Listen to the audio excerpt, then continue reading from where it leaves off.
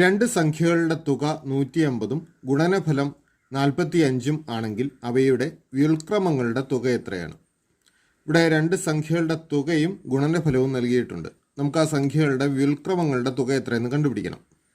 നമുക്ക് ആ സംഖ്യകൾ എ എന്നും ബി എന്നും എടുത്താൽ എയുടെയും ബിയുടെയും തുക നമുക്ക് എ പ്ലസ് ബി എന്ന് എഴുതാം. എ പ്ലസ് ബി സമം 150 വരും. എ ബി ഇവയുടെ ഗുണനഫലം എ ബി എന്ന് എഴുതും. അത് 45 വരും.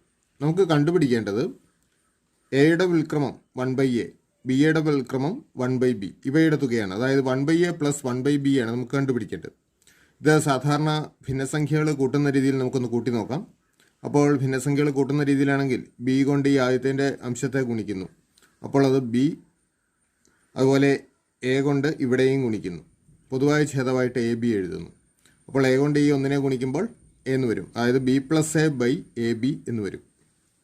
എ പ്ലസ് ബിയും ബി പ്ലസ് എയും സെയിം തന്നെയാണല്ലോ, സംഖ്യകളുടെ തുകയാണ്, അത് ഒരേ വാല്യൂ വരുള്ളൂ. അപ്പോൾ ബി പ്ലസ് എക്ക് പകരം നമുക്ക് എ പ്ലസ് ബിയുടെ വാല്യൂ കൊടുക്കാം 150, എ ബിയുടെ വാല്യൂ 45. 150 ബൈ 45 എന്ന് വരും.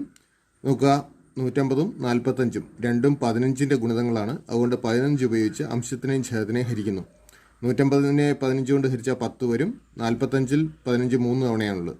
അപ്പോൾ 3ൽ 10 ആണ് ഉത്തരം. ശരി ഉത്തരം ഓപ്ഷൻ ഡി.